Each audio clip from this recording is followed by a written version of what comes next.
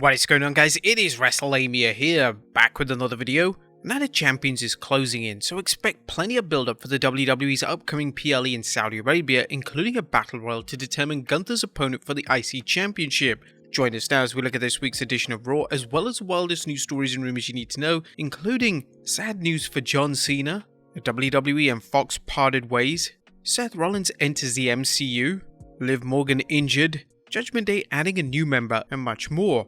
As always, we won't recap the show, but just look at the good, the bad, and the downright ugly.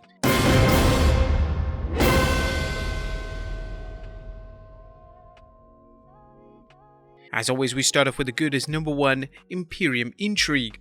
There's some delightful double dealing on last night's Raw as a Heyman hustle was in full effect, with the Tribal Council wheeling and dealing with Imperium to make life difficult for Sami Zayn and Kevin Owens by costing them their match against the Judgment Day. However, there was much more going on besides Heyman's pact with the Imperium.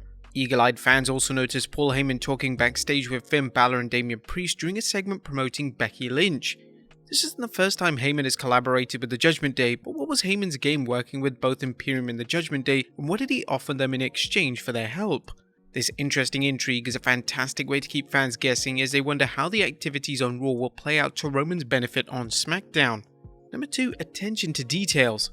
The WWE really rewarded fans who paid attention to the various details on Raw, including the aforementioned conspiracies involving Paul Heyman, the Judgment Day and Imperium.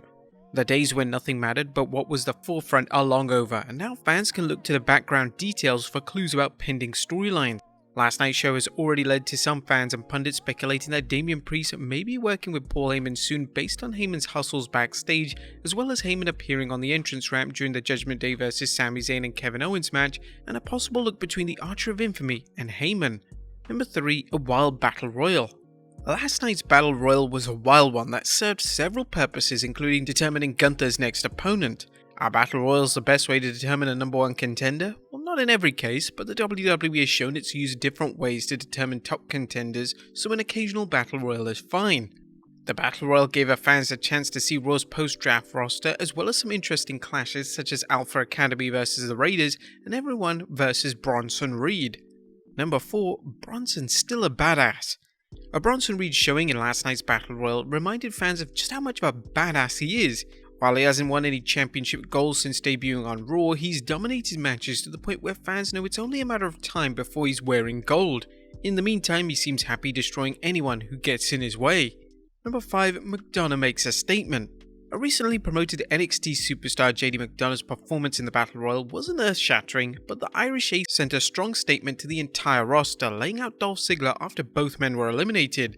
He followed things up backstage during his interview with Kathy Kelly, putting everyone on notice. Number 6, Mustafa wins. Mustafa Ali's Battle Royal win was another good step in the WWE's slow build-up of Ali's character.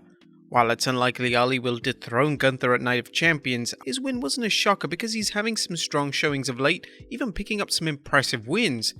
As we've discussed before, Ali's power of positivity gimmick is fun and it has potential to propel him out of the mid-card zone that's epitomized his career for the last 4 years. Fans rooting for a Mustafa push shouldn't focus too much on Night of Champions, but see how the WWE books him afterwards. And a strong tag match.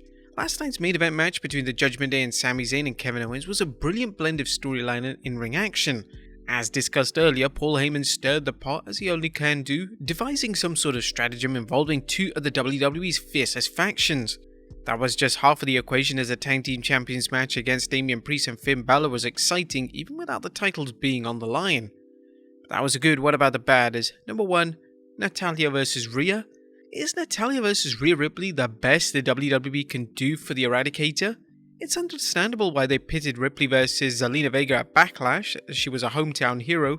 It was too good to pass on at a PLE, even though nobody expected Vega to win. However, why is WWE following this up with Rhea defending against Natalya, who is still a solid worker but hasn't been booked as a viable world champion for years now? Rather than have Natalya fight on Dana Brooke's behalf, why not have Natalya train Brooke and do another underdog story if they feel it's best to hold off on Rhea Ripley battling a main event level opponent? The WWE needs to spend more time booking Ripley's title defenses better, or a title reign is going to look uneventful. Now, it was nothing downright ugly as the WWE started things off strong and ended them strong, filling in the rest of the show with good matches and the usual development of storylines. I mean, come on, they only had one bad. Raw built up Night of Champions by adding some matches, and it also featured surprises such as the return of Ronda Rousey and Shayna Baszler. What do you guys think of the Red Brand last night? Let us know in the comments down below. And just before we get into the news, be sure to subscribe and hit that notification bell for daily wrestling videos, and follow us on Facebook for exclusive lists. Also check out our new channel, Wrestlelamia Shorts. Our first story looks at how Fox and WWE parted ways. Atop of today's news is a report that suggests Fox and the WWE have parted ways. However, as we'll see, this report may be a bit premature. First, let's look at the story that caused quite the commotion online. Wrestling News reported, Fox issued a press release today to tout their shows for the upcoming fall schedule. They did not announce the daily schedule, but as seen below, a ton of shows were included in their press release with no mention of WWE. WWE was listed in last year's press release. Also, as we noted earlier, there was no WWE presence at the NBC Universal Upfronts today in New York City. This absence raised eyebrows, as the upfronts are where the TV networks meet with advertisers to promote their upcoming lineup in the hope of landing lucrative sponsorship deals. However, Wrestling News updated its story with this report saying WWE was not mentioned because they are being categorized as sports along with the NFL, MLB, etc. The next 2 days will likely have fans talking, as AEW is also expected to announce a new Saturday show, and there may be even an announcement about an extended partnership between All Elite and Warner Bros. Discovery. Next up, could Raw and or Smackdown end up on new networks? While Fox hasn't announced the WWE on its schedule, news is coming in that the WWE can now negotiate with other networks, cable stations and streaming services for selling the rights to its weekly TV products. Indeed, PW Insider reports that the WWE was unable to work out a deal with either network during a period where both networks had exclusive rights to work out a new deal with WWE. According to PW Insider, WWE's exclusive window to negotiate further media rights with Fox and NBC have either expired or are about to. The WWE is doing fantastic business right now, much more so than when Nick Khan negotiated a big money deal with USA and Fox for the respective rights to Raw and SmackDown. Will this lead to another record payday for the WWE? Next up, Seth Rollins enters the MCU. Seth Rollins has landed a role in the Marvel Cinematic Universe, but will it cost him his chance to win the WWE's New World Championship at Night of Champions? WRKD Wrestling tweeted a photo of the Visionary on the set of the upcoming Marvel movie, and tweeted, Seth Rollins' WWE Raw segment last night was pre-taped due to filming Marvel's Captain America New World Order. While many backstage are very happy for him, there is hesitancy when it comes to putting a new title on him should these roles continue.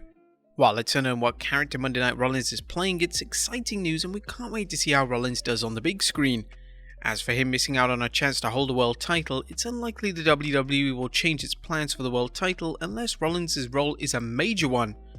Instead, they will probably be thrilled to show it that its new world champion is also involved in Hollywood. Next up, John Cena shuts down critics. Did Cena hold back talent during his WWE heyday? Well, the future Hall of Famer shut down critics recently, telling Busted Open Radio that he's always worked closely with his opponents to get the most out of every match. Cena remarked on passing the proverbial torch. You don't pass it to anybody, you just hope to put energy out there and anyone with potential can get it. It was said that I passed the torch to Roman years ago and he absolutely is the face of the franchise. Cena also discussed the reality that not everyone gets over no matter who they work with. Like you work with me and you got a chance when you're there, but a lot of times you went off to do stuff that wasn't looked at in the same way, and then the perception of the audience is, oh my god, he buried him. Winning or losing doesn't matter. I haven't won a match in 5 years. It doesn't matter. He also discussed how he spent 10 hours with Austin Theory breaking down their program, a reminder that he's still 100% invested anytime he's involved in a match. Next up, some sad news though about John Cena, as although Cena's dedication to his craft is impressive, he said that there's just no way he can wrestle on a regular basis, no matter how much he loved to return to WWE on a full-time basis. He told Busted Open Radio, I wish I was still there every day. My body can't do it anymore, and I don't want to give the consumer a bad product. This situation may be for the best, as Cena's Hollywood career keeps him busy and his limited appearances arguably put him in greater demand for when he does wrestle. Next up is WWE giving superstars more leeway for promos. Have you noticed an improvement in some wrestlers' promos? Apparently the WWE is giving wrestlers more leeway to cut their promos, at least according to Fightful Select, which reports wrestlers have been given more flexibility in their promos in recent weeks, with the report highlighting recent promos from Shinsuke Nakamura and Karrion Kross. Next up, Liv Morgan Injured. And while it's unknown what injury Liv Morgan sustained on Smackdown, Meltzer is reporting Morgan should be back soon.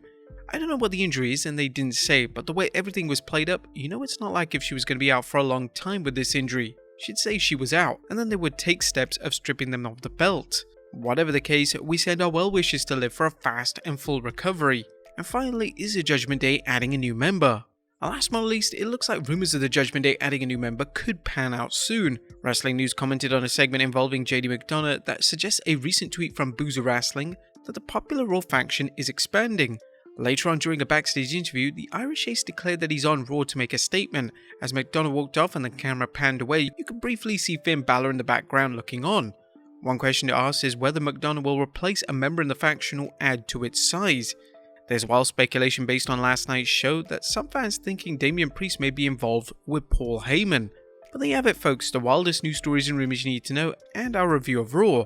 Be sure to leave your comments down below and I'll see you next time with some more wrestling content.